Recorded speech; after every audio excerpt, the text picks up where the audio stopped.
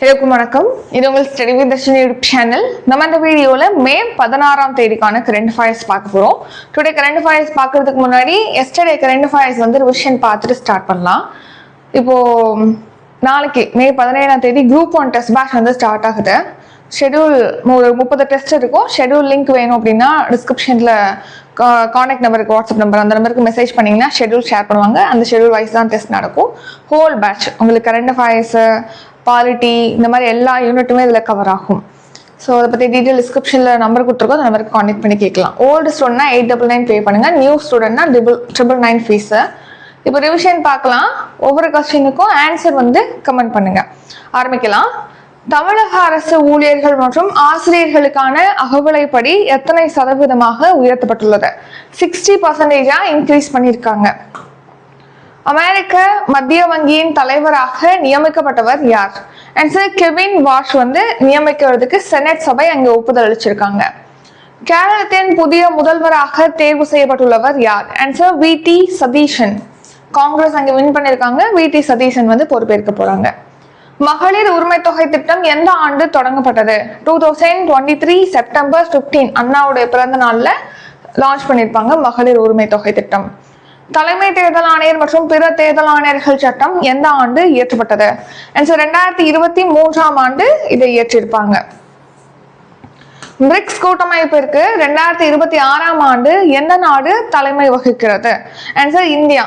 போன வருஷம் பிரேசில் நாடு தலைமை பொறுப்பை ஏற்றிருக்கும் 2025ல. 2026ல இந்தியா, 2027ல சீனா தலைமை பொறுப்பை ஏற்கும் பிரிக்ஸுக்கு.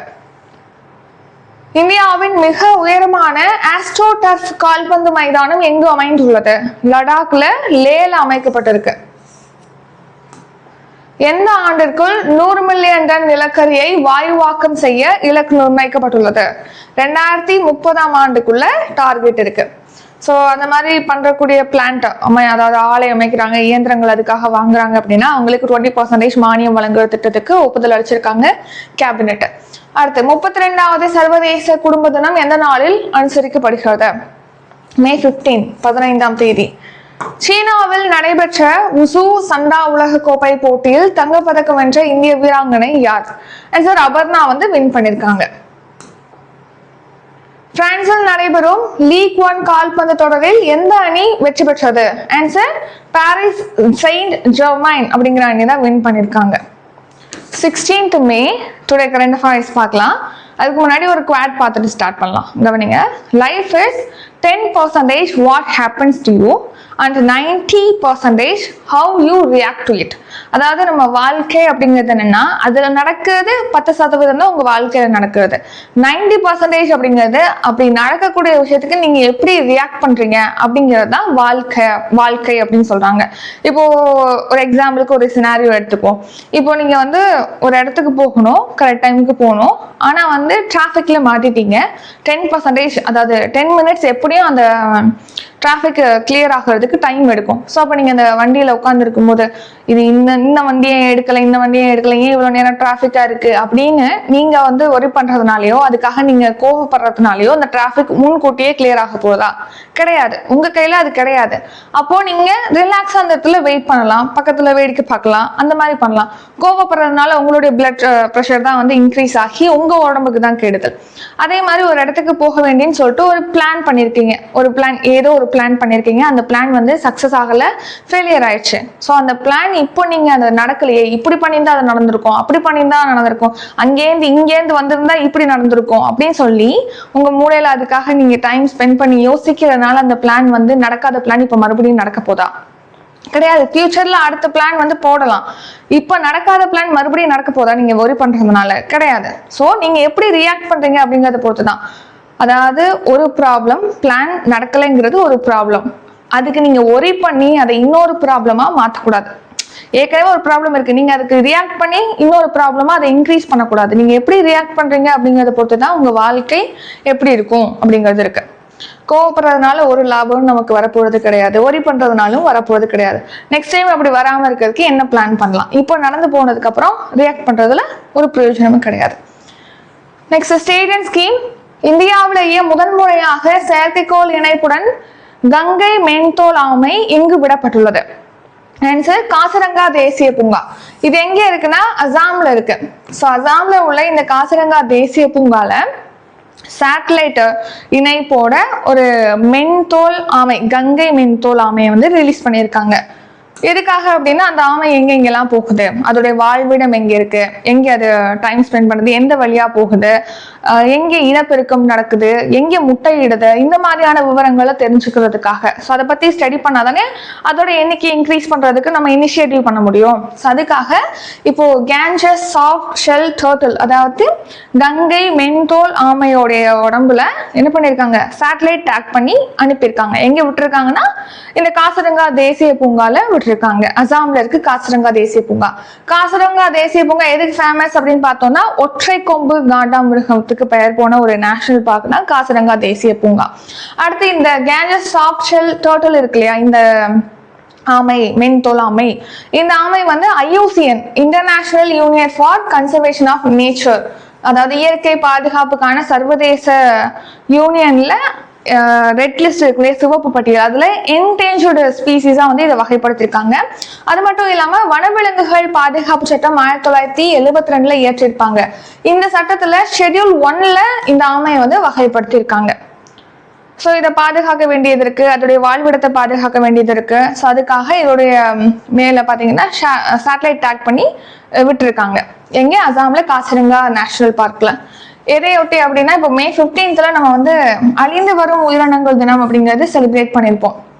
அந்த டேயை ஒட்டி தான் அனுப்பியிருப்பாங்க, இந்த ரிலீஸ் பண்ணியிருப்பாங்க இந்த ஆமையை. பருவகால இடப்பெயர்வு முறைகள், ஸோ எங்கெங்கெல்லாம் அது இடப்பெயர்வு பண்ணுது, வாழ்விட எல்லைகள் எங்கெங்கே அதோடைய வாழ்விடங்கள் இருக்கு, அடுத்து அதை பத்தி புரிந்து கொள்றது, முட்டையிடுறது, இனப்பெருக்கம், இது போன்ற முக்கியமான பழக்க வழக்கங்களை அடையாளம் காண்பதற்கு இந்த முறை, இந்த இனிஷியேட்டிவ் அப்படிங்கிறது ஹெல்ப்ஃபுல்லா இருக்கும் அப்படின்னு சொல்லியிருக்காங்க. So IUCN international union for conserving nature, அதாவது பன்னாட்டு இயற்கை பாதுகாப்பு ஒன்றியத்துல சிவப்பு பட்டியல்ல என்டேஞ்சர்டு ஸ்பீசிஸ், அதாவது அழிந்து வரும் இனமாக இந்த ஆமையை வந்து வகைப்படுத்திருக்காங்க. 1972 வனவிலங்குகள் பாதுகாப்பு சட்டத்துல ஷெட்யூல் 1ல வந்து இதை வகைப்படுத்திருக்காங்க இந்த ஆமையை. அடுத்து நேஷனல் பார்க், அசாம்ல ஒரு 8 நேஷனல் பார்க் இருக்கு, அது எல்லாத்தையும் பாத்துருங்க. காசிரங்கா தேசிய பூங்கா, ஒற்றை கொம்பு காண்டாமிருகம் அங்க வந்து பெயர் போனது. அடுத்து மானஸ் தேசிய பூங்கா, சிக்னா ஜுவாலா தேசிய பூங்கா, ஒராங் தேசிய பூங்கா, நெக்ஸ்ட் நமேரி தேசிய பூங்கா, டிப்ரு சைக்கோவா தேசிய பூங்கா, தேதரிங் பட்காய், தீஹிங் பட்காய், ஸோ இது வந்து தமிழ்ல மிஸ்டேக், தீஹிங் பட்காய் தேசிய பூங்கா, அப்புறம் ரைமோனா நேஷனல் பார்க். இது எல்லாமே அசாம்ல உள்ள நேஷனல் பார்க். அடுத்து ரீசன்ட் நியூஸ், கடல் ஆமைகளுடைய பயண வழித்தடத்தை கண்காணிக்கிறதுக்காக செயற்கைக்கோள் டிராக்கர் பொருத்தும் பணி தமிழ்நாட்டில் 84 கோடி மதிப்பீட்டில் செயல்படுத்தப்பட இருப்பதாக தெரிவிச்சிருக்காங்க. அடுத்து கஜ் ரக்ஷக் செயலி மூலமா யானைகளுக்கும் மனிதர்களுக்கும் இடையிலான மோதலை குறைக்கிறதுக்காக கஜ் ரக்ஷக் செயலி இன்ட்ரடியூஸ் பண்ணியிருக்காங்க. மீனவர்கள் வந்து மீன் வளம் எங்க இருக்கு, எங்க போய் மீன் பிடிக்கலாம், இப்போ புயல் எச்சரிக்கைகள் அவங்களுக்கு வழங்குவதற்காக செயலி இன்ட்ரடியூஸ் பண்ணியிருக்காங்க. யாருன்னா பெருங்கடல் தகவல் சேவைகளுக்கான இந்திய தேசிய மையம் தான் இன்ட்ரடியூஸ் பண்ணியிருக்காங்க. அந்த செயலி தான் சமுத்ரா செயலி. அடுத்து நேஷனல் கரண்ட் அஃபேர்ஸ், இந்தியா மற்றும் ஐக்கிய அரபு அமீரகம் இடையே எத்தனை ஒப்பந்தங்கள் கையொப்பமாகி உள்ளது? 7 ஒப்பந்தங்கள் கையொப்பமாயிருக்கு. எரிசக்தி பாதுகாப்பு உள்ளிட்ட ஒரு 7 ஒப்பந்தங்கள் இந்தியாவுக்கும் யுனைடெட் அரேப் எமிரேட்ஸ், ஐக்கிய அரபு அமீரகத்துக்கும் இடையே இப்போ சைன் ஆயிருக்கு. எரிசக்தி பாதுகாப்பு, பொருளாதாரம், வர்த்தகம், முதலீடு, இது சம்பந்தமா ஒரு 7 ஒப்பந்தங்கள் இந்தியாவுக்கும் ஐக்கிய அரபு அமீரகத்துக்கும் இடையே மேற்கொள்ளப்பட்டிருக்கு. நம்ம இந்தியாவுடைய மிகப்பெரிய வர்த்தக கூட்டாளியா சீனா இருக்குன்னு பார்த்திருப்போம், அதுக்கடுத்து அமெரிக்கா இருக்குன்னு பார்த்திருப்போம். 3rd பிளேஸ்ல 3வது மிகப்பெரிய வர்த்தக கூட்டாளியா ஐக்கிய அரபு அமீரகம் தான் இருக்கு. அது என்ன வர்த்தக கூட்டாளி அப்படின்னா அதிகமான ஏற்றுமதி இறக்குமதி இந்தியா வந்து யார் கூட மேற்கொள்றாங்க அப்படின்னு பார்த்தா சீனா டாப்ல இருக்கு. 3rd பிளேஸ்ல ஐக்கிய அரபு அமீரகம் இருக்கு. அடுத்து நம்ம நாட்டுல அதிகமா இன்வெஸ்ட் பண்ணக்கூடிய நாடுகள் வரிசையில 7வது பெரிய முதலீட்டு நாடாகவும் இந்த ஐக்கிய அரபு அமீரகம் இருக்கு. ரீசன்ட் நியூஸ், இந்தியா ஆஸ்திரியா இடையே ரீசெண்டா ஒரு 6 அக்ரிமெண்ட் சைன் ஆயிருக்கும். இந்தியா வியட்நாம் இடையே வந்து 2 தரப்பு வர்த்தகத்தோட மதிப்பு 2030க்குள்ள $25 பில்லியன் இன்க்ரீஸ் பண்ண டார்கெட் இருக்கு. இந்தியாவுக்கும் நியூசிலாந்துக்கும் இடையே ரீசெண்டா இப்போ தடையற்ற வர்த்தக ஒப்பந்தம், ஃப்ரீ ட்ரேட் அக்ரிமெண்ட் அப்படிங்கிறது சைன் ஆயிருக்கு. இப்போ ரீசெண்டா இதே மாதிரி ஃப்ரீ ட்ரேட் அக்ரிமெண்ட் சைன் ஆன ஏதேனும் ஒரு நாடு, அதை வந்து நீங்க கமெண்ட் பண்ணலாம். இது உங்களுக்கான question. So question of the day அப்படின்னு போட்டு அதுக்கான ஆன்சரை கமெண்ட் பண்ணுங்க. நேஷனல் 2025 to 26 நிதியாண்டின் 4ஆம் காலாண்டில் நகர்ப்புற வேலையின்மை விகிதம் எத்தனை சதவீதமாக குறைந்துள்ளது? 6.6% குறைஞ்சிருக்கு. இப்போ வேலையின்மை விகிதம் அப்படின்னு பார்த்தாலே அது என்னன்னா, இப்போ வேலை தேடிக்கொண்டு இருக்கிறாங்க, வேலை தேடிக்கிட்டு இருக்கவங்கள்ட்ட வேலை கிடைக்காம, இப்போ நீங்க ஆஸ்பிரன்ஸா இருக்கீங்க, அகாடமி போய் படிக்கிறீங்க, இதுக்காக படிக்கிறதுக்காக இருக்கவங்களெல்லாம் வந்து இதுல சேர்க்க மாட்டாங்க. வேலை தேடியும் கிடைக்காம இருக்காங்க இல்லையா, அவங்கள எவ்வளவு பெர்சன்டேஜ் வந்து வேலையின்மை இருக்காங்க அப்படின்னு சொல்லிட்டு கணக்கிடுறாங்க. அதுல வேலையின்மை விகிதம் நகர்ப்புறங்கள் வேலையின்மை விகிதம் வந்து 6.6% இருக்கு, குறைஞ்சிருக்கு. முன்னாடி இந்த காலாண்டை விட இப்போ குறைஞ்சிருக்குன்னு சொல்லிட்டு தெரிவிச்சிருக்காங்க 2025 to 26. 2025 to 26 நிதியாண்டின் 4ஆம் காலாண்டுல நகர்ப்புற வேலைவாய்ப்பின்மை விகிதம் 6.6% குறைஞ்சிருக்கு. அதுக்கு முந்தைய ஆண்டு இதே 4வது காலாண்டுல வந்து 6.7% இருந்துச்சு. இப்போ 0.1% வந்து நமக்கு குறைஞ்சிருக்கு அந்த நகர்ப்புற வேலையின்மை விகிதம். ஸோ நெக்ஸ்ட் வந்து கிராமப்புறங்கள்ல முறையான ஊதியம் அப்படின்னு சொல்லிட்டு பெறுவாங்க இல்லையா, அப்படி பெறுவது இப்போ இன்க்ரீஸ் ஆயிருக்கு. 15.5% கிராமப்புறங்கள்ல முறையான ஊதியம் பெறும் பணியாளர்களோட எண்ணிக்கை இன்க்ரீஸ் ஆயிருக்கு அப்படின்னும் தெரிவிச்சிருக்காங்க. ஸோ அதுதான் இங்கே இருக்கு. 6.6% நகர்ப்புற வேலையின்மை விகிதம் குறைஞ்சிருக்கு. அப்புறம் 15.5% முறையான ஊதியம் பெறக்கூடிய கிராம ஊழியர்களோட எண்ணிக்கை இன்க்ரீஸ் ஆயிருக்கு. தமிழ்நாடு ஸ்கீம் மகளிர் உரிமை தொகை திட்டம் எந்த ஆண்டு தொடங்கப்பட்டது? எஸ்டர்டேவே இந்த ஸ்கீம் பார்த்திருப்போம். 2023 செப்டம்பர் 15 லான்ச் பண்ணாங்கன்னு சொல்லி பார்த்திருப்போம். மறுபடியும் ஏன் பார்க்கணும்னா, எஸ்டர்டே சொன்னப்போ 1000 ரூபி வந்து இந்த மந்த் கிடையாது, மறுபடியும் மறுசீரமைச்சு மேம்படுத்தப்பட்ட அந்த ஸ்கீமை லான்ச் பண்ணும்போது 2500 ரூபியா கொடுக்க போறதா சொல்லியிருக்காங்கன்னு சொல்லி பார்த்தோம் இல்லையா. இப்போ செப்டம்பர் 15 1000 ரூபி அந்த குடும்ப தலைவிகளுக்கு வந்து வழங்கப்பட்டிருப்பதா சொல்லியிருக்காங்க. அவங்களோட பேங்க் அக்கௌண்ட்ல டெபாசிட் பண்ணியிருப்பதா சொல்லியிருக்காங்க. ஸோ அதனாலதான் பாக்குறோம். இது வந்து என்ன அறிவிச்சிருப்பாங்க, ஆனா டிவிகே அரசு அப்படின்னு பாத்தீங்கன்னா 2500 ரூபாய் வழங்குவோம் அப்படின்னு சொல்லியிருப்பாங்க. அது இன்னும் பார்த்துட்டு நிதி நிலைமைகளை பார்த்துட்டு அவங்க அடுத்த அறிவிப்பை ரிலீஸ் பண்ணுவாங்க. இப்போ 1000 ரூபி எல்லாருடைய பேங்க் அக்கௌண்ட், அதாவது தகுதி வாய்ந்த குடும்ப தலைவிகளுக்கு இப்போ வழங்கியிருப்பதா சொல்லியிருக்காங்க 1000 ரூபி. இந்த ஸ்கீம் 2023 செப்டம்பர் 15 காஞ்சிபுரத்துல அண்ணாவுடைய பிறந்த நாளை ஒட்டி லான்ச் பண்ணியிருப்பாங்க. 1000 ரூபி கொடுக்குறாங்க குடும்ப தலைவிகளுக்கு. இப்போ 60 வயது வரை உள்ள எல்லா குடும்ப தலைவிகளுக்கும் 2500 ரூபாய் வழங்குவதற்கு பிளான் பண்ணியிருக்காங்க. அது ஃபியூச்சர்ல அனௌன்ஸ் பண்ணுவாங்க இதை அறிவிப்பா. அடுத்து world and international current affairs. சமீபத்தில் கீழ்கண்ட எந்த நாட்டில் எபோலா தொற்று பரவல் கண்டறியப்பட்டுள்ளது? ஆன்சர் காங்கோ குடியரசு. எபோலா தொற்று அப்படிங்கிறது என்னன்னா, எபோலா தொற்று அப்படின்னா மனிதர்களுடைய நீர் வழியாக பரவுதுன்னு சொல்றாங்க. இப்போ நம்மளுடைய உமிழ் நீர், நம்மளுடைய ரத்தம், அந்த நோயால் பாதிக்கப்பட்டவங்களுடைய ரத்தம் மூலமாக பிறருக்கு பரவும், உமிழ்நீர் மூலமாக, அதே மாதிரி வாந்தி, இந்த மாதிரியான அந்த நீர் வழியாக இது மற்றவங்களுக்கு ஸ்ப்ரெட் ஆகும்னு சொல்றாங்க. ஸோ இது வந்து காங்கோ குடியரசுல கண்டுபிடிக்கப்பட்டிருக்கு. 60க்கும் மேற்பட்டவங்க இந்த எபோலா தொற்றின் மூலமா பாதிக்கப்பட்டு உயிரிழந்திருக்காங்க இப்போ. ஸோ இதுல இந்த நோயால் பாதிக்கப்படுறாங்க அப்படின்னா சிகிச்சை அளிக்கலாட்டி அவங்க உயிரிழக்கிறதுக்கான சான்ஸ் வந்து அதிகமா இருக்கு. ஸோ மத்திய ஆப்பிரிக்க நாடு தான் காங்கோ குடியரசு. அங்கே 1976 இந்த மாதிரியான தொற்று அப்பப்போ வரும். ஸோ 17வது முறையாக இந்த எபோலா தொற்று வந்து அந்த நாட்டில் கண்டறியப்பட்டிருக்கு. 65 பேர்கிட்ட உயிரிழந்திருக்காங்க. இது வந்து உடல் திரவங்கள் மூலமாக பரவுது, அதாவது உமிழ்நீர், ரத்தம், இந்த மாதிரி. ஸோ இது என்ன நோய்னு பார்த்தீங்கன்னா, இரத்த கசிவு அப்படிங்கிறது அதிகமாக இருக்கும். அவங்களுடைய கண் வழியாக, வாய் வழியாக ரத்தம் வந்து வெளியேறும் அப்படின்னு சொல்றாங்க. ஸோ மிக வேகமாக பரவக்கூடிய ஒரு கொடிய நோய் இது. சிகிச்சை அளிக்க தவறிட்டாங்க அப்படின்னா அவங்க உயிரிழக்க நேரிடும். Reason is hanta virus. ரீசனா நம்ம ஹண்டா வைரஸ் பார்த்திருப்போம். இது ஹியூமன் டு ஹியூமன் வந்து ஸ்ப்ரெட் ஆகக்கூடியது. எலிகளுடைய எச்சம் மூலமாக இது பரவுது அப்படின்னு சொல்லி பார்த்திருப்போம். நெக்ஸ்ட், அசுத்தமான தண்ணீர்ல உள்ள அமீபா மூலமா என்செபலைட்டிஸ் அப்படிங்கிற மூளை அலர்ஜி பாதிப்பு ஏற்படுது. ஸ்க்ரஃப் டைஃபஸ் அப்படிங்கிறது ஒரு பாக்டீரியா தொற்று. ஹியூமன் பாப்புலோமா வைரஸ்னால கருப்பை வாய் புற்றுநோய் அப்படிங்கிறது ஏற்படுது. National current affairs. நீட் தேர்வு எந்த ஆண்டு தொடங்கப்பட்டது? 2013 தான் நீட் எக்ஸாம் அப்படிங்கிறது இந்த எம்பிபிஎஸ்க்கு நுழைவு தேர்வாக ஸ்டார்ட் பண்ணியிருப்பாங்க. 12th முடிச்சவங்க என்ன பண்ணுவாங்க, இந்த நீட் எக்ஸாம் எழுதி கிளியர் பண்ணாதான் எம்பிபிஎஸ் வந்து அந்த சீட் வந்து வழங்குவாங்க, அது படிக்க முடியும். இப்போ எதுக்காக நீட் எக்ஸாம் பத்தி பாக்குறோம்? இது 2013 தொடங்கப்பட்டதான் நீட் எக்ஸாம். இதோட ஃபில் ஃபார்ம் என்னன்னா national eligibility come entrance test தான் நீட் அப்படிங்கிறத ஃபில் ஃபார்ம். ஸோ இப்போ எதுக்காக இதை பற்றி பார்க்குறோம்னா இந்த தேர்வில் முறைகேடுகள் நடக்கிறதா நம்ம அடிக்கடி பார்க்குறோம்.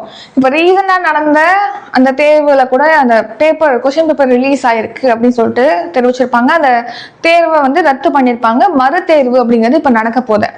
இன்னொரு முக்கியமான விஷயம் என்னன்னா இந்த மாதிரி முறைகேடுகள்லாம் தடுக்கிறதுக்காக அடுத்த வருஷத்துலேருந்து இப்போ ஆன்லைன்ல இணைய வழியில இந்த எக்ஸாமை கண்டக்ட் பண்றதுக்கு பிளான் பண்ணியிருப்பதாகவும் சொல்லியிருக்காங்க. நெக்ஸ்ட் இயர்ல இருந்து இணைய வழியில இந்த எக்ஸாம் நடக்கும் அப்படின்னு சொல்லி தெரிவிச்சிருக்காங்க. மே 3ஆம் தேதி நடத்தப்பட்ட நீட் தேர்வுல வினாத்தாள் கசிவு ஏற்பட்டதுனால அதை ரத்து பண்ணிட்டாங்க. மறு தேர்வு அப்படிங்கிறது ஜூன் 21 நடக்க போகுது.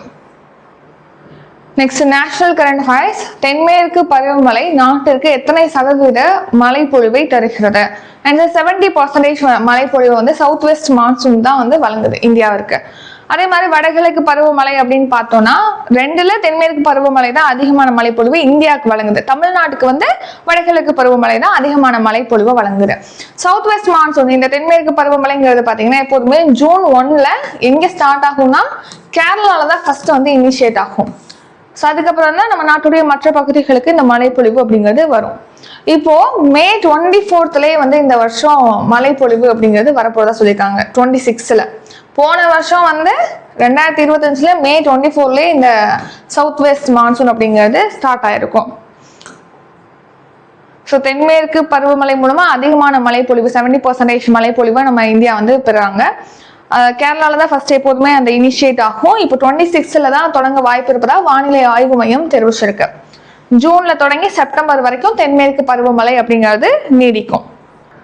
5ஆம் தலைமுறை இலகுரக போர் விமானம் தயாரிக்கும் ஆலை எங்கு அமைக்கப்பட உள்ளது? ஆன்சர் ஆந்திர பிரதேச மாநிலத்தில் தான் வந்து 5th ஜெனரேஷன் ஏர்கிராஃப்டை தயாரிக்கிறதுக்கான ஒரு பிளான்ட் ஒரு ஆலை வந்து அமைக்கிறாங்க. அதுக்கு வந்து இப்போ அடிக்கல் நாட்டப்பட்டிருக்கு ஆந்திரால.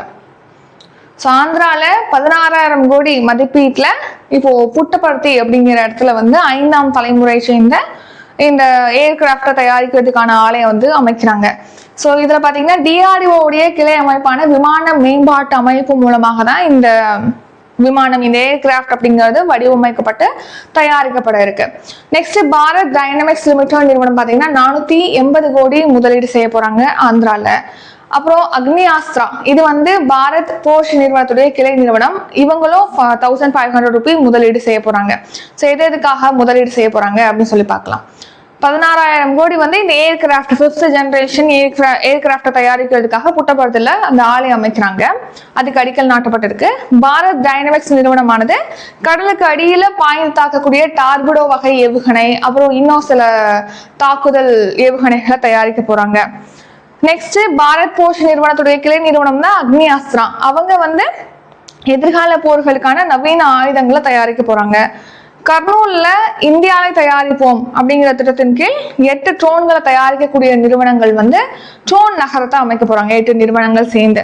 இப்போ சூரத் நகரத்தை எப்படி நம்ம வைர நகரம் சொல்றோம், அதே மாதிரி பெங்களூரை வந்து இந்தியாவுடைய சிலிகான் பள்ளத்தாக்கு அப்படின்னு சொல்றோம்.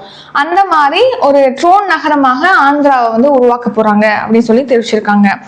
கர்னூல்ல ஜோனாகிரி அப்படிங்கிற தங்க சுரங்கத்துல விரைவில் தங்கம் தோண்டி எடுக்கும் பணியானது தொடங்கப்படும் அப்படின்னும் தெரிவிச்சிருக்காங்க. So next national park Andhra பிரதேசத்தில் உள்ள நேஷனல் பார்க்கு பாபிகொண்டா தேசிய பூங்கா, அப்புறம் ஸ்ரீ வெங்கடேஸ்வரா நேஷனல் பார்க், ராஜீவ் காந்தி அல்லது ராமேஸ்வரம் நேஷனல் பார்க் அப்படிங்கிறது அங்கே கர்நாடகாவில் இருக்கு, ஆந்திர பிரதேசத்தில் இருக்கு. Sports current affairs. சீனாவில் நடைபெற்ற உசூ சண்டா உலகக்கோப்பை போட்டியில் 75 கிலோ பிரிவில் தங்கம் வென்ற இந்திய வீராங்கனை யார்? ஆன்சர் சிவானி வந்து அங்கே கோல்டு மெடல் வின் பண்ணியிருக்காங்க. நேற்று வந்து அபர்ணா வின் பண்ணாங்கன்னு சொல்லி பார்த்துருப்போம். இவங்க வந்து 75 kg கேட்டகரியில் வின் பண்ணியிருக்காங்க சிவானி. ஸோ உசு அப்படிங்கிறது ஒரு சண்டை பயிற்சி தற்காப்பு கலை தான் உசு. அதில் வந்து சிவானி வந்து தங்கப்பதக்கம் வின் பண்ணியிருக்காங்க. 11வது எடிஷன் வந்து இப்போ நடக்குது. 75 கிலோ எடை பிரிவில் சிவானி கோல்டு மெடல். மொத்தமாக 5 பதக்கம் வின் பண்ணியிருக்காங்க இந்தியா. 5 தங்கம் 1 வெள்ளி 2 வெண்கலம்னு. அடுத்த ஸ்போர்ட்ஸ். உஸ்பெகிஸ்தானில் நடைபெற்ற ஆசிய குத்துச்சண்டை சாம்பியன்ஷிப்பில் இந்தியா எத்தனை பதக்கங்களுடன் போட்டியை நிறைவு செய்தது? 17 பதக்கங்களோட போட்டியை நிறைவு பண்ணிருக்கு உஸ்பெகிஸ்தானில் நடந்த இந்த பாக்ஸிங் சாம்பியன்ஷிப் போட்டியில. ஆசிய குத்துச்சண்டை சாம்பியன்ஷிப் போட்டி தங்கம் 2 வெள்ளி 8 வெண்கலம் 8ன்னு சொல்லிட்டு வெள்ளி 7 வெண்கலம் 8ன்னு சொல்லி மொத்தமாக 17 மெடல் வின் பண்ணியிருக்காங்க. அடுத்து லாஸ்டா ஷார்ட் நியூஸ். இப்போ பெட்ரோல் டீசலுக்கு பார்த்தீங்கன்னா இப்போ விலையை வந்து இன்க்ரீஸ் பண்ணியிருக்காங்க. சில்லறை விலையை 3 ரூபாய் வந்து உயர்த்திருக்காங்க. அடுத்து வாகனங்களுக்கான சிஎன்ஜி கம்ப்ரஸ்டு நேச்சுரல் கேஸோடைய விலையை வந்து 2 ரூபாய் உயர்த்திருக்காங்க கிலோக்கு. வங்கி சேவைகள்ல ஏஐ தொழில்நுட்பத்தை திறம்பட பயன்படுத்தியமைக்காக இந்தியன் வங்கிக்கு வந்து கோல்டன் பீகாக் அப்படிங்கிற அவார்ட் கொடுத்துருக்காங்க. அடுத்து ஃபைனலா May 16th today current affairs revision பார்க்கலாம். அதுக்கு முன்னாடி நாளைக்கு May 17 வந்து குரூப் 1 டெஸ்ட் பேட்ச் வந்து ஸ்டார்ட் ஆகுது. ஷெட்யூல் இந்த நம்பருக்கு டெக்ஸ்ட் பண்ணுங்க. பைலிங்குவலா டெஸ்ட் இருக்கும். டெஸ்ட் லிங்க் அண்ட் PDF கொடுப்போம். இதை பத்தி இன்னும் மோர் டீடைல் உங்களுக்கு தெரிஞ்சுக்கணும்னா கான்டாக்ட் நம்பர் டிஸ்கிரிப்ஷன்ல இருக்கு. வாட்ஸ்அப்ல டெக்ஸ்ட் பண்ணலாம், கால் பண்ணி கேட்கலாம். இப்போ ஸ்டார்ட் பண்ணலாம். இந்தியாவிலேயே முதன்முறையாக செயற்கைக்கோள் இணைப்புடன் கங்கை மென்தோல் ஆமை எங்கு விடப்பட்டுள்ளது? ஆன்சர் காசிரங்கா தேசிய பூங்கா. இந்தியா மற்றும் ஐக்கிய அரபு அமீரகம் இடையே எத்தனை ஒப்பந்தங்கள் கையொப்பமாகி உள்ளன? ஆன்சர் 7 ஒப்பந்தங்கள் கையொப்பமாயிருக்கு. 2025-26 நிதியாண்டின் 4வது காலாண்டில் நகர்ப்புற வேலையின்மை விகிதம் எத்தனை சதவீதமாக குறைந்துள்ளது? 6.6%. மகளிர் உரிமை தொகை திட்டம் எந்த ஆண்டு தொடங்கப்பட்டது? 2023 செப்டம்பர் 15 லான்ச் பண்ணாங்க இந்த ஸ்கீம். சமீபத்தில் கீழ்கண்ட எந்த நாட்டில் எபோலா தொற்று பரவல் கண்டறியப்பட்டுள்ளது? ஆன்சர் காங்கோ குடியரசு. நீட் தேர்வு எந்த ஆண்டு தொடங்கப்பட்டது? 2013 ஆண்டு. தென்மேற்கு பருவமழை நாட்டிற்கு எத்தனை சதவீத மழைப்பொழிவை தருகிறது? ஆன்சர் 70% மழைப்பொழிவை வழங்குது. 5ஆம் தலைமுறை இலகுரக போர் விமானம் தயாரிக்கும் ஆலை எங்கு அமைக்கப்பட உள்ளது? ஆன்சர் ஆந்திர பிரதேச மாநிலம். சீனாவில் நடைபெற்ற உசு சண்டா உலக கோப்பை போட்டியில் 75 கிலோ பிரிவில் தங்கம் வென்ற இந்திய வீராங்கனை யார்? ஆன்சர் ஷிவானி. உஸ்பெகிஸ்தானில் நடைபெற்ற ஆசிய குத்துச்சண்டை சாம்பியன்ஷிப் போட்டியில் இந்தியா மொத்தம் எத்தனை பதக்கங்களை வென்றுள்ளது? ஆன்சர் 17 பதக்கங்கள். இத்துடன் இன்றைக்கான கரண்ட் அஃபேர்ஸ் வீடியோ நிறைவடைகிறது. இந்த வீடியோ உங்களுக்கு பிடிச்சிருந்தா லைக் பண்ணுங்க, ஷேர் பண்ணுங்க. நம்ம சேனலை இன்னும் சப்ஸ்கிரைப் பண்ணலன்னா மறக்காம சப்ஸ்கிரைப் பண்ணிக்கோங்க. நன்றி, வணக்கம்.